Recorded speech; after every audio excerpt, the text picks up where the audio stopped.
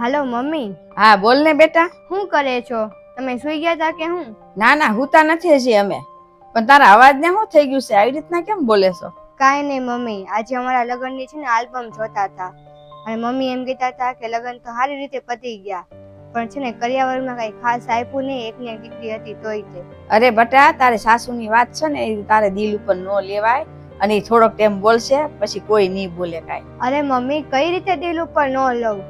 આખો દિવસ સંભળાયા જ કરે છે, મને રોજ સંભળાયા કરે છે કે તું આ નથી લઈને આવી, તું ઓલું નથી લઈને આવી, ફલાણાની વહુ આ લઈને આવી છે, ઓલાની વહુ આ લઈને આવી છે, બસ તું તે કાંઈ લઈને નથી આવી. મમ્મી આખો દિવસ સંભળાયા જ કરે છે મને.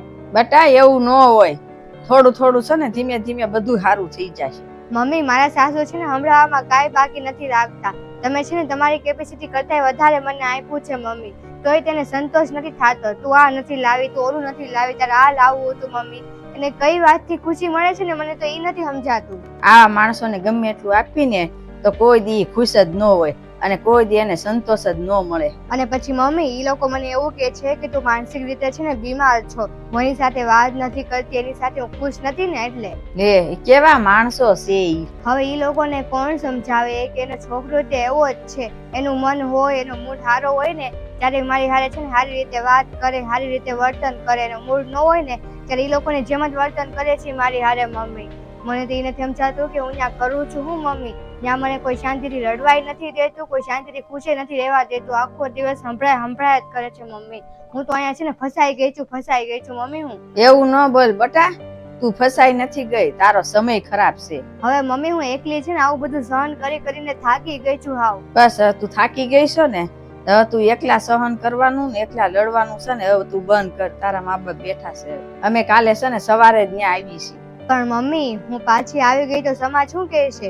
બટા તું સમાજની નહીં, તું અમારી દીકરી છો. અમારી માટે તારી ખુશી સૌથી પહેલા છે, અને આ સમાજે કોઈનું દુઃખ સમજ્યા નથી અને સમજવાના નથી. અમે કાલ સવારે જ આવીશું, તું ચિંતા ન કર.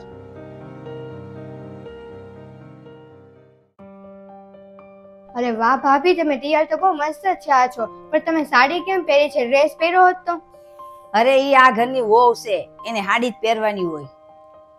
આ હારું મમ્મી, તે બધું પેલા પહેરી લીધું, હવે તું ભાભીને શીખવામણ આપે છો? અરે પણ ઈ આ ઘરની વહુ છે.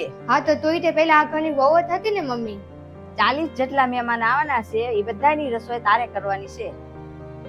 કેમ મમ્મી, ભાભી કેમ એટલા બધા જણાની રસોઈ બનાવશે? ભાભી કઈ રસોઈયા છે કે 40 જણાની રસોઈ બનાવે એકલા મમ્મી? લ્યો ભાભી આ ફોન રાખો ને, આમાંથી તમારે જે મંગાવવું હોય ને મંગાવી લ્યો ઓનલાઈન. આપણે કાંઈ કોઈની રસોઈ નથી બનાવવાની 40 જણાની. અને ભાભી છે ને આપણા ઘરના લોકોની રસોઈ બનાવશે મમ્મી, 40 જણાની નહીં બનાવે. ભાભી તમે હજી કામ કરો છો? તમે તૈયારી નથી થયા? મૂવીનો ટાઈમ થઈ ગયો છે, આપણે મોડું થશે, જલ્દી કરો, જાવું નથી આપણે? અરે ઈ પિક્ચર જોવા વહી જાય છે તો આ ઘરનું કામ કોણ કરશે? મમ્મી મૂવી જોવા છે ને હું અને ભાભી બે એકલા જ જઈએ છીએ, તમે બધા ઘરે જ છો એટલે તમે બધા મળીને છે ને ઘરનું કામ કરી નાખજો. બધું ઘરનું કામ મારા ભાભીએ કરવું જરૂરી નથી ને. હા તો જાઓ, આ ઘરમાં મારું કોઈને ક્યાં સાંભળવું જ છે, બધાને મનમાની જ કરવી છે.